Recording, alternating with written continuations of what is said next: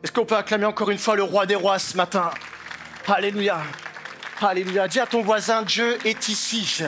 Dis-lui, Dieu est ici. Dieu veut te parler ce matin.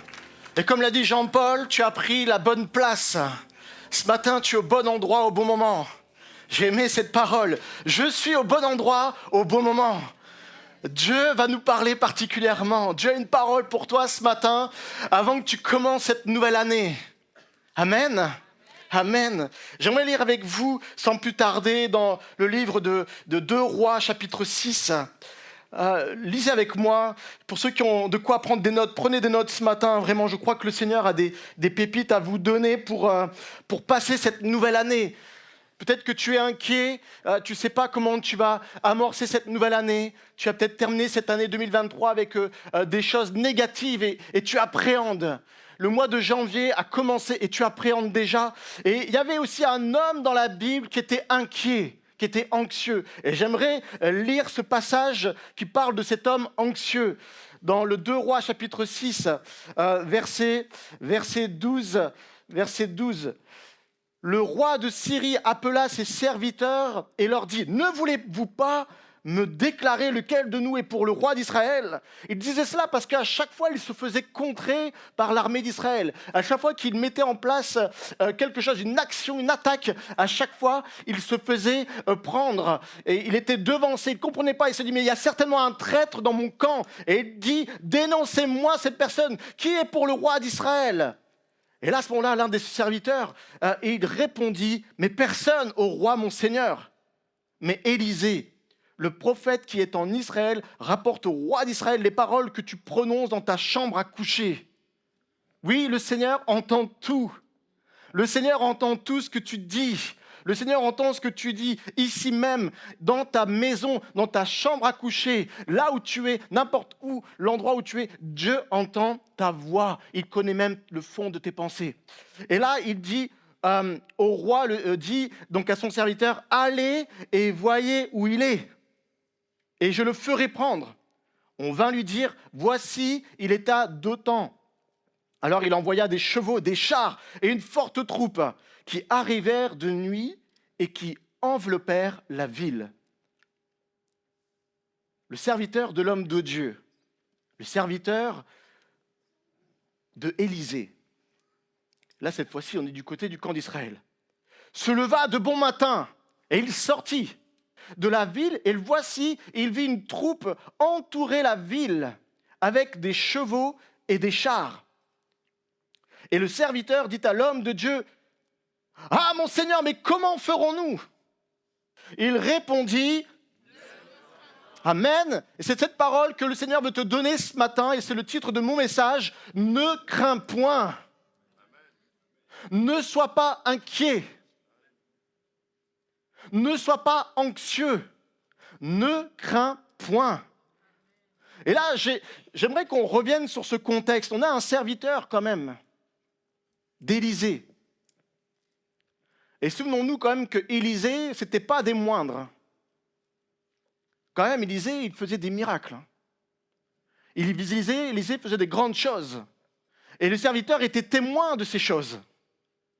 Le serviteur était témoin de ce que Dieu agissait au travers de son prophète Élisée. Il était témoin de ses œuvres miraculeuses tout au long de sa vie, tout au long de son chemin avec le prophète. Et malgré tout, dès lors qu'il vit ses chars, dès qu'il vit ses chevaux, dès qu'il vit ses soldats, il fut pris d'inquiétude. Et je crois que certains d'entre nous, nous connaissons le Seigneur Jésus. Peut-être avons-nous même vu le Seigneur accomplir des miracles dans la vie des personnes que nous connaissons, peut-être même dans notre propre vie. Et malheureusement, bien souvent, nous exprimons encore des inquiétudes. Et là, le serviteur, il va dire, mais « Ah, mon Seigneur, mais comment ferons-nous ? Comment ferons-nous » Et là, Élisée va lui répondre, « Ne crains point. Ne crains point. » Et l'angoisse, l'inquiétude, l'anxiété sont des sentiments qui sont normaux.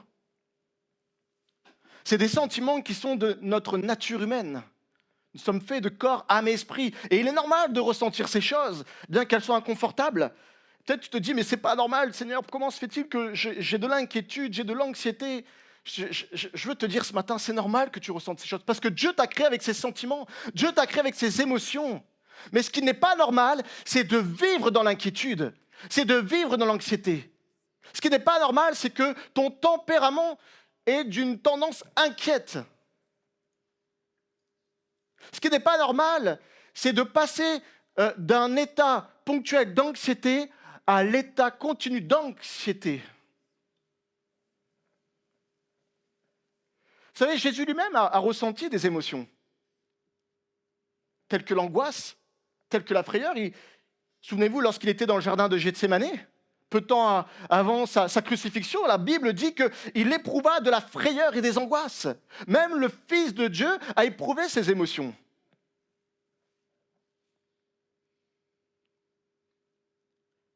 Peut-être comme l'armée syrienne, tu as des inquiétudes qui viennent dans la nuit et qui viennent te réveiller.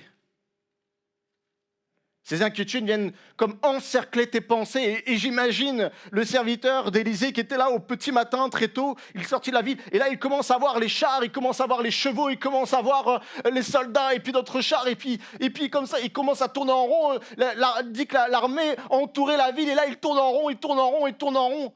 Et là, comme ça, et je pense qu'il devait avoir le tournis. C'est ce qui se passe la nuit lorsque les inquiétudes viennent dans notre sommeil. Nous commençons à être étourdis, nous tournons en rond, nous commençons à réfléchir et comment on peut sortir de cette situation. Et là, pendant que je vous parle, moi aussi j'ai le tournis. Je vais arrêter là. Mais est-ce que ça ne vous arrive pas, la nuit, d'être saisi? Vous savez, il y a un indicateur spécial la nuit, un révélateur par excellence de l'inquiétude, c'est notre vessie. Qu'est-ce qu'il raconte, le pasteur? Non, mais je vous assure, qu'est-ce qui se passe? À chaque fois, ce qui vous réveille en premier dans la nuit, enfin souvent, c'est votre vessie. Et là, vous commencez à aller aux toilettes. Le problème, c'est quand vous vous couchez, bien souvent, c'est là que les inquiétudes encerclent vos pensées. C'est vrai ou c'est pas vrai? On est d'accord? Je suis pas le seul? Je suis pas le seul à faire attention, avant de me coucher, de bien aller aux toilettes, pour être sûr que la nuit, on ne sait jamais, que l'inquiétude me saisisse. C'est ça l'inquiétude. Elle te prend, elle te saisit, elle te tourne en rond, te donne le tournis. Je ne sais pas quels sont les sujets qui te réveillent la nuit ou qui t'empêchent de te rendormir. Est-ce que c'est ta situation sentimentale? Est-ce que c'est la crainte de rester peut-être célibataire?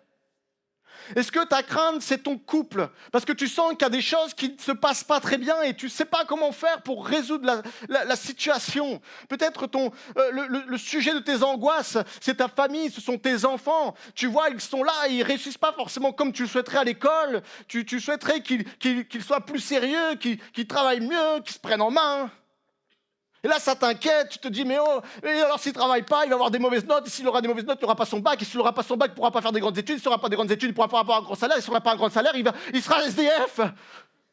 Et puis il va commencer à tuer, parce qu'il va vouloir avoir de l'argent pour aller se droguer, et puis il va se retrouver en prison. Mais tu vois pas un peu le raisonnement? Il y a à peine 8 ans, tu es déjà en train de penser qu'il est en prison.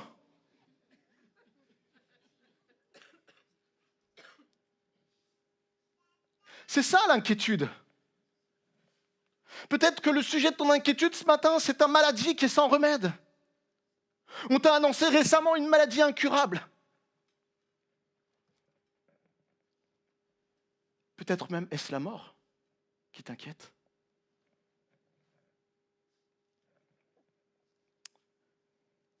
Mais le Seigneur nous dit à 365 reprises dans la Bible, ne crains rien. C'est comme si Dieu avait pensé pour chacune de nos journées tout au long de l'année. Chaque matin, tu te lèves tôt et il te dit « Ne crains rien ». Ne crains rien. Ne t'inquiète pas. La Bible dit dans Ésaïe chapitre 41, verset 9 à 10 « Ne crains rien car je suis avec toi ». Amen. Ne promène pas des regards inquiets car je suis ton Dieu. Je te fortifie. Je viens à ton secours. Je te soutiens de ma droite, triomphante. Oui, le bonheur et la grâce m'accompagneront. Seulement aujourd'hui, tous les jours de ma vie. Alléluia. Et nous habiterons dans la maison de l'Éternel jusqu'à la fin des jours. Amen. Et nous l'avons chanté ce matin. En son nom, j'ai la victoire, car mon Dieu est puissant. Sur toute circonstance qui peut être sujet à l'inquiétude, j'ai la victoire en son nom. Et j'aimerais voir avec vous ce matin trois remèdes à l'anxiété. J'aimerais apporter pour vous 3 paroles particulières qui aient une efficacité. J'aime les choses pragmatiques. Et je me dis, lorsque je prépare un message, Seigneur, ne me donne pas simplement de la doctrine, ne me donne pas simplement de rappeler des versets, mais donne-moi des choses que vraiment mes frères et mes sœurs puissent mettre en pratique, de manière à ce que la parole devienne une efficacité, devienne quelque chose de concret dans leur vie. Et ce matin, j'aimerais vous donner 3 remèdes pour vaincre l'anxiété ou pour peut-être retrouver ta paix. Et la première chose, au travers de ce récit du serviteur d'Élysée que j'ai relevé, c'est que la première chose pour retrouver notre paix, c'est de chercher premièrement le royaume et la justice de Dieu. Chercher premièrement le royaume et la justice de Dieu. Regardez, on continue à lire au verset 15. Le serviteur de l'homme de Dieu se leva de bon matin et sortit. Et voici, une troupe entourait la ville avec des chevaux et des chars. Et le serviteur dit à l'homme de Dieu, « Ah, mon Seigneur !» Et là, je vais insister sur ce passage. « Comment ferons-nous » Comment ferons-nous ? Et cela nous permet de déduire que son inquiétude ne relève pas de la situation. Son inquiétude n'est pas en lien avec le fait qu'il voit l'armée l'encercler, mais l'inquiétude du serviteur d'Élysée vient du fait qu'il se pose la question du comment faire face à la situation. Et cela nous amène à comprendre que ce qui nous inquiète, ce ne sont pas nos situations. Mais ce qui nous inquiète, c'est ce que nous n'avons pas et dont nous avons besoin pour faire face à la situation. Lorsque vous êtes dans une circonstance, une situation,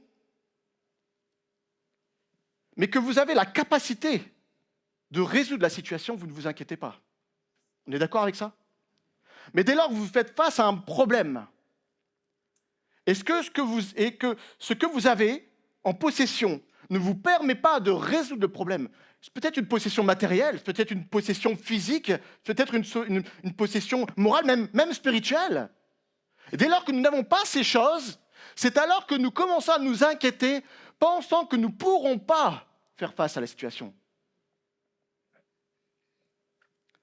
Et je voudrais vous dire ce matin que Jésus, qui sait ce dont nous avons besoin, nous dit « Cherchez premièrement le royaume et la justice de Dieu, et alors, toutes ces choses dont nous avons besoin et qu'il connaît mieux que nous-mêmes, il nous le donnera par-dessus tout. » Vous comprenez la logique de Dieu ? Nous, les hommes, on cherche à voir autour de nous si nous avons les choses pour faire face à la situation. Et certainement que le serviteur d'Élysée était là, il tourne les regards, il fait le tour de Dothan, il se dit, mais ok, j'ai ça, mais je n'ai pas ce qu'il me faut pour faire face à l'armée. Il regarde avec ses yeux humains, il regarde à sa possession, il regarde à ses compétences et aux compétences de ceux qui sont avec lui. Mais il oublie une chose, c'est que celui qui connaît nos besoins, celui qui a toute chose qui permet de résoudre la situation, c'est notre Seigneur. La Bible dit que toutes les richesses lui appartiennent. Nous avons le Dieu qui a créé les richesses de la terre. Et ce matin, peut-être tu t'inquiètes parce que tu regardes à tes circonstances, tu regardes à tes possessions. Mais la Bible te dit que moi qui donne à manger aux oiseaux qui ne moissonnent ni ne sèment, moi qui pars les champs des plus belles fleurs, disant que même Salomon, qui était le roi le plus riche, le plus sage, n'avait pas les moyens de se revêtir d'un vêtement aussi beau. Dieu permet de le faire pour les champs. Dieu permet de donner à manger aux oiseaux qui ne font rien. Alors je vais te dire une chose, si Dieu a été capable de donner son propre fils à la croix pour toi, est-ce que tu peux un seul instant croire que s'il est capable de donner à manger aux oiseaux, il ne serait-il pas en mesure de te donner à manger ou te donner ce dont tu as besoin? Et bien trop souvent, notre paix dépend de nos positions, de nos capacités. Est-ce qu'il y a quelqu'un qui a un iPhone? N'ayez pas à rougir. Michael, Inès, vous avez au moins un iPhone.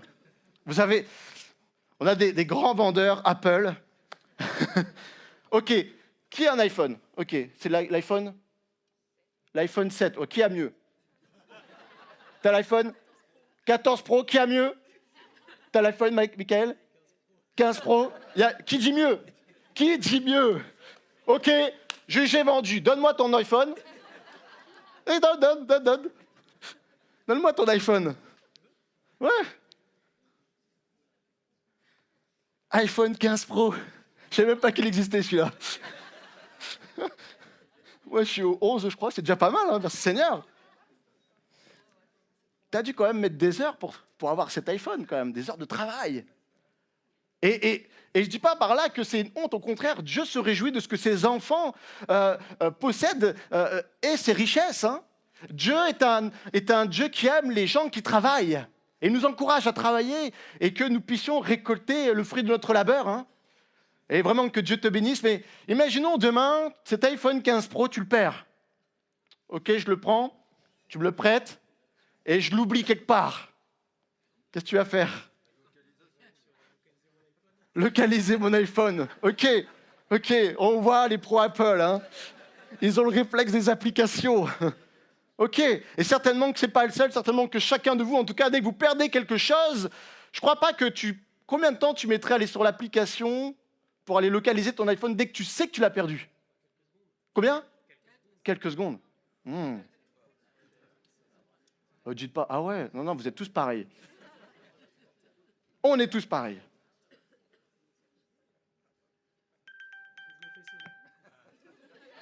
Tu vas localiser? Message, Inès. Je vous dis cela parce que quand même, en quelques secondes, nous sommes prêts à nous inquiéter de ce que nous possédons. Mais la Bible dit que cherchez premièrement. Et je voudrais te poser une question ce matin. Combien de temps tu cherches à localiser le Seigneur dès que tu sens que tu le perds de vue? Ouf, ça l'a fait mal.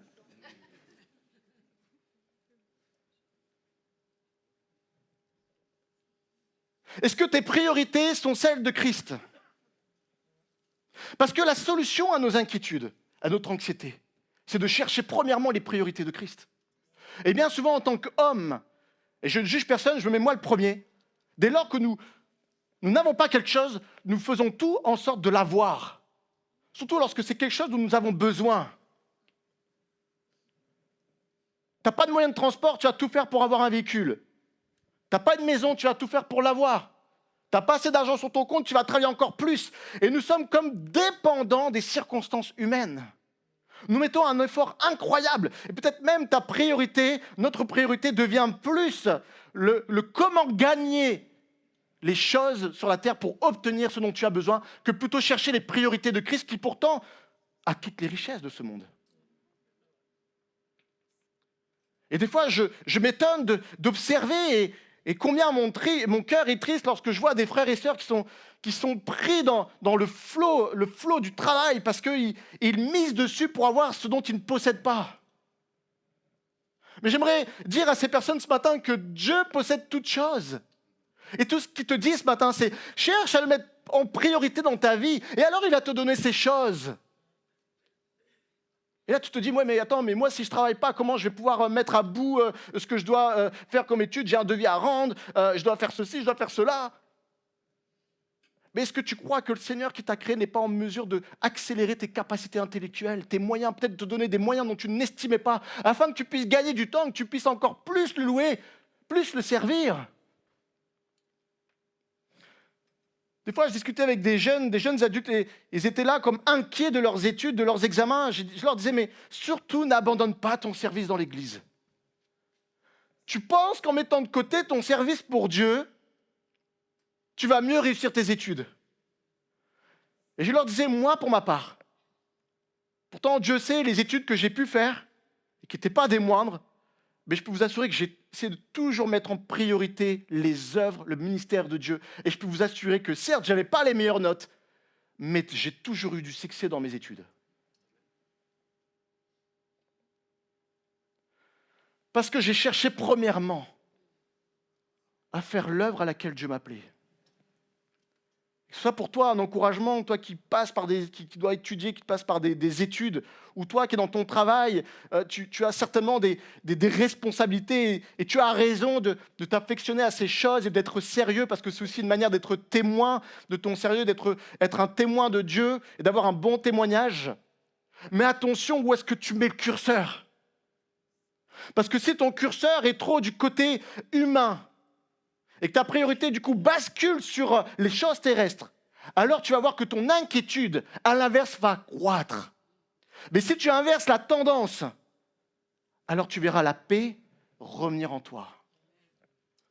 Alors je te pose cette question ce matin, quelle est ta priorité? Est-ce que ta priorité est de mettre le royaume et la justice de Dieu? Est-ce que c'est chercher son règne? Est-ce que c'est chercher à faire sa volonté? Est-ce que c'est chercher à appliquer son autorité? Est-ce que ta priorité, c'est d'obéir au Seigneur? Est-ce que ta priorité, c'est de progresser dans sa sanctification? Est-ce que ta priorité, c'est de consacrer ta vie au ministère auquel il t'appelle? Combien de temps tu capitalises pour ta condition terrestre? Et combien de temps tu capitalises pour ta condition éternelle? Est-ce que ta priorité, c'est de chercher à gagner des âmes? Vous savez, vous le savez, je fais de l'expertise, et je demande de plus en plus au Seigneur, Seigneur, franchement, ce travail, je l'aime, j'aime bien ce travail. Il me rapporte une ressource, et une bonne ressource financière qui permet d'alléger l'Église et d'investir sur d'autres choses, d'investir sur des hommes et des femmes dans l'Église. Mais je demande, Seigneur, vraiment que ce temps que je mets pour les choses terrestres puisse te servir. Vous savez, ce qui se passe, c'est que de plus en plus, je rencontre des hommes et des femmes en expertise à qui je parle du Seigneur. Je disais jeudi soir que lors du culte de Noël, précédemment, j'avais parlé avec une femme pendant une expertise, et vraiment, ça commençait mal avec elle. Pourtant, j'étais là pour sa protection juridique.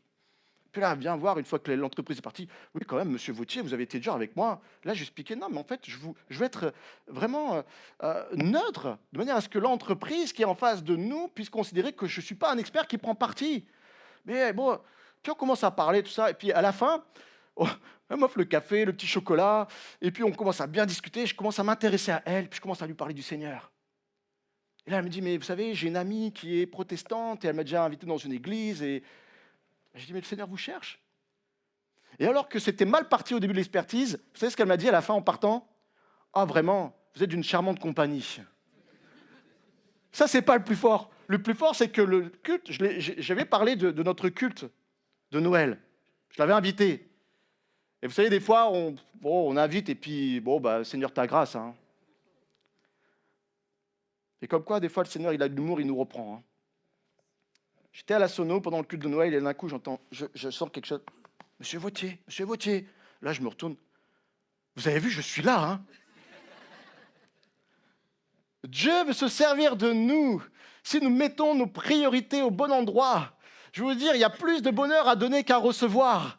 Et là, le fait que j'ai donné de mon temps à Dieu, vraiment, j'ai eu une double joie. Non seulement de voir que j'étais efficace sous la main du Seigneur, et de voir des âmes nouvelles venir à l'église, et de voir aussi que je ne perds pas mon temps, et que le Seigneur m'a réjoui, m'a relevé, m'a édifié dans ma foi. Et c'est ce qu'il veut faire pour toi ce matin. Le Seigneur veut vraiment te fortifier. Consacre-lui ton temps. Paul disait dans Actes chapitre 20, verset 24, il disait « Je ne fais pour moi-même aucun cas de ma vie comme si elle m'était précieuse, pourvu que j'accomplisse ma course avec joie et le ministère que j'ai reçu du Seigneur, Jésus, d'annoncer la bonne nouvelle de la grâce de Dieu. » Il a dit « Je ne fais de moi-même aucun cas de ma vie. » Est-ce que tu fais aucun cas de ta vie? au plus nous ne faisons aucun cas de notre vie, au plus notre inquiétude baisse. Cherche premièrement le royaume de Dieu et sa justice. Cherche à redéfinir tes priorités. Tu es inquiet ce matin, tu es dans l'angoisse. Pose-toi la question où tu as mis tes priorités. Et tu verras, tout va s'arranger. Amen. Deuxième remède à l'anxiété, à l'inquiétude, ce sont les yeux de la foi. Écoutez-moi, 2 Rois chapitre 6, on continue. Élisée répondit, ne crains point, car ceux qui sont avec nous sont en plus grand nombre que ceux qui sont avec eux. Élisée pria et dit, Éternel, ouvre ses yeux pour qu'il voie. Vous savez, j'ai cru en lisant ce passage que le problème du serviteur d'Élisée était sa foi.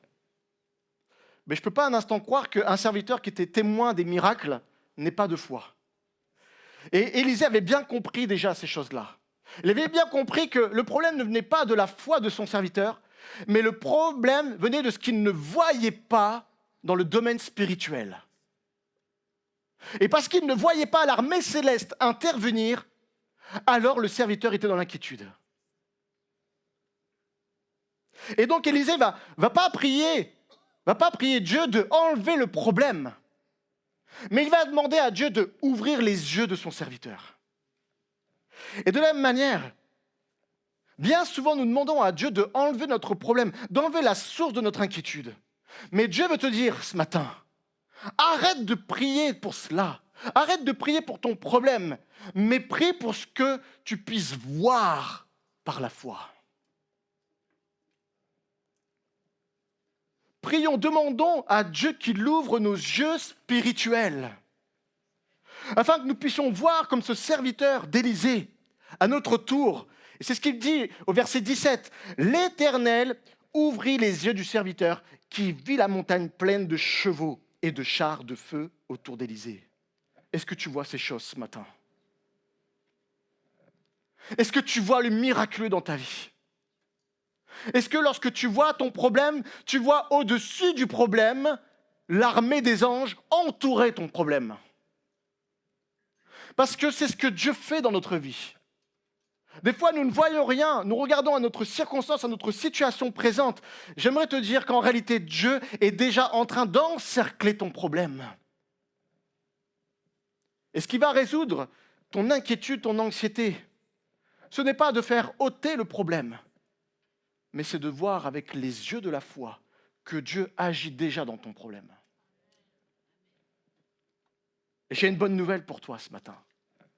C'est que tout comme Élisée a pu intercéder pour son serviteur, nous avons Christ, nous avons Jésus qui intercède auprès du Père, afin que nos yeux spirituels soient ouverts, afin que nous puissions voir son action en tout temps dans notre vie, afin que nous puissions connaître l'espérance qui s'attache à son appel, à notre appel, afin que nous puissions voir la richesse de la gloire de son héritage qui nous réserve, comme Paul le dit aux Éphésiens. Jésus intercède pour nous afin que nous puissions voir que le Dieu que nous louons chaque dimanche matin est le Dieu de la richesse et le Dieu qui résout tout problème à nos circonstances. Amen. Troisième remède à l'inquiétude et l'anxiété sur la prière. La prière. Regardez, verset 18. Les Syriens descendirent vers Élisée. Il adressa alors cette prière à l'Éternel. Il n'a pas commencé comme le serviteur à regarder aux circonstances humaines, à regarder ce dont il n'avait pas besoin ou ce qu'il avait besoin, mais il a commencé par prier.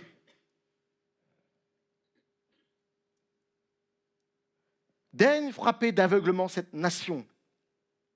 Et l'Éternel les frappa d'aveuglement selon la parole d'Élisée. Par la prière, c'est étonnant quand même, Élisée demande d'aveugler ses adversaires. C'est intéressant parce que Élisée ne demande pas d'éradiquer les adversaires. Il aurait pu le faire. Seigneur, achève l'ennemi. On n'en parle plus, c'est classé. Mais il prie de manière à rendre inopérant les sources de l'inquiétude. Et je crois que notre prière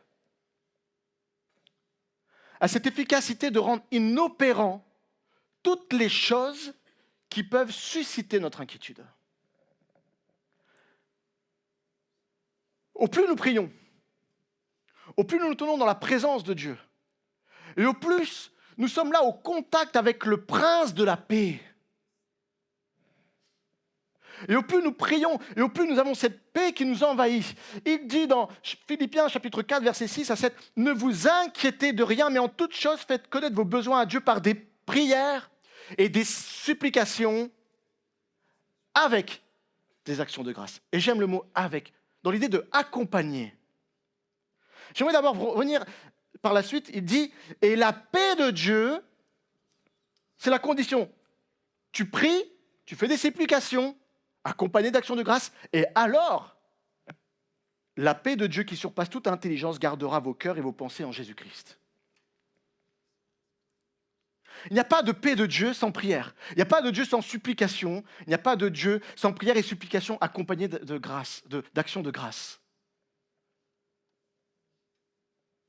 Et bien souvent, nous prions, nous supplions, mais combien de fois nous accompagnons nos prières et nos supplications d'actions de grâce? Et il est bon de se rappeler de ce que le Seigneur a fait dans notre vie. Vous savez pourquoi? Parce que lorsque nous prions, nous supplions Dieu, généralement nous sommes dans le découragement. Et lorsque nous sommes dans le découragement, notre taux de foi, souvent, est un peu moindre. Mais lorsque nous faisons des actions de grâce, en réalité, le Saint-Esprit nous rappelle toutes les bonnes œuvres que Dieu a fait à notre égard. Et alors nous avons notre foi qui est fortifiée, nous avons notre foi qui est restaurée, nous avons notre foi qui est renouvelée. Et alors nous pouvons supplier Dieu avec la foi nécessaire pour demander de chasser la source de nos inquiétudes. Amen. Il dit, et la paix de Dieu qui surpasse toute intelligence gardera vos cœurs. Il n'est pas question ici de la paix qui vient une fois que tu as passé ta situation inquiète. Mais il est question ici de la paix qui vient nourrir ton cœur, qui vient nourrir ton âme, de manière à ce que tu sois tellement rempli de cette paix qu'il n'y ait plus de place pour l'inquiétude. Au plus nous prions, la prière c'est comme un moyen de déverser le réservoir du prince de la paix dans notre cœur, de manière à ce que notre cœur est tellement full, il est tellement plein de sa paix qu'il n'y a plus de place pour les choses qui peuvent entraver notre paix. Et certainement, vous avez déjà fait cette expérience. Et si vous ne l'avez pas faite, vraiment, je vous encourage. Lorsque vous êtes perturbé, lorsque vous êtes agité, commencez à vous rapprocher de Dieu et commencez à lui adresser des prières, même des louanges, si ça peut commencer comme cela. Faites-le, louez le Seigneur, adorez-le. Vous savez, des fois, je me suis retrouvé en pleine nuit réveillé et je n'arrivais plus à retrouver le sommeil. Vous savez quelle est la solution? Quand ça m'arrive, je commence à louer le Seigneur. Je commence à prier, puis je dis Seigneur, donne-moi de parler en langue, et puis je commence à parler en langue. Et puis je commence à chercher premièrement son royaume. Et là, il commence à me donner des paroles. Il m'est arrivé une fois, en pleine nuit, le Seigneur a commencé à me révéler des choses lorsque j'étais sur une autre église. Et le dimanche, c'était dans la nuit du samedi au dimanche. Et il commence à me révéler des choses vraiment précises pour des frères et des sœurs. Et je voyais à quel endroit il y avait une personne qui était assise. L'autre était assise à tel endroit, à tel rangée. L'autre était au fond avec son landau, sa poussette. Et je voyais des choses vraiment nettes et précises. Je dis, wow, c'est moi qui commence à...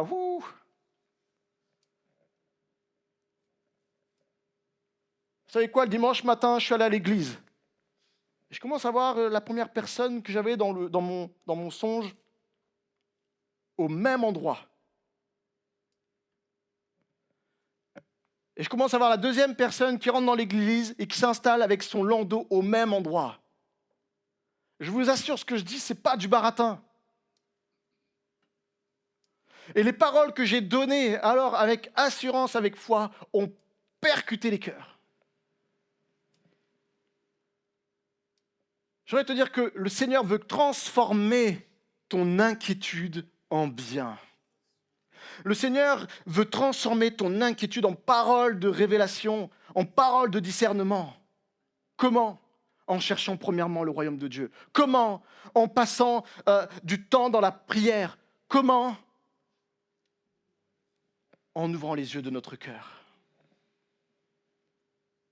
Que le Seigneur puisse vraiment faire ses œuvres dans votre vie, afin que vous puissiez avoir en tout temps sa paix inébranlable.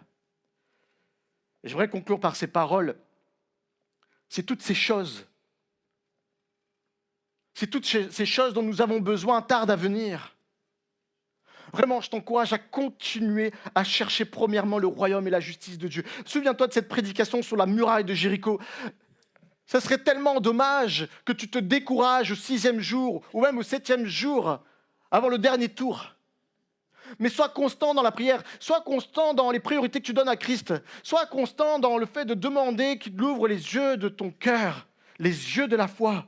Garde cette assurance. Continue à lui dresser tes prières, tes supplications accompagnées d'actions de grâce. Car, comme je l'ai dit la semaine dernière dans Ecclésiaste chapitre 3, verset 11, il est dit que Dieu fait toutes choses bonnes en son temps. En son temps. En son temps. Ne te décourage pas. Si l'inquiétude te gagne, parce que tu sens que les choses dont tu as besoin tardent, ne t'inquiète pas. Ne t'inquiète pas. Je vous le dis vraiment avec assurance parce que je sais que Dieu a été fidèle dans ma vie. Les circonstances dans notre vie avec Marion, à un moment donné, on cherchait une maison, il fallait je change de travail, et les choses vraiment tardaient, mais en fait, toutes choses bonnes sont arrivées en son temps. Depuis ce jour, j'ai vraiment progressé. Je ne dis pas que je suis encore parfait dans ce domaine de la maîtrise, de la paix.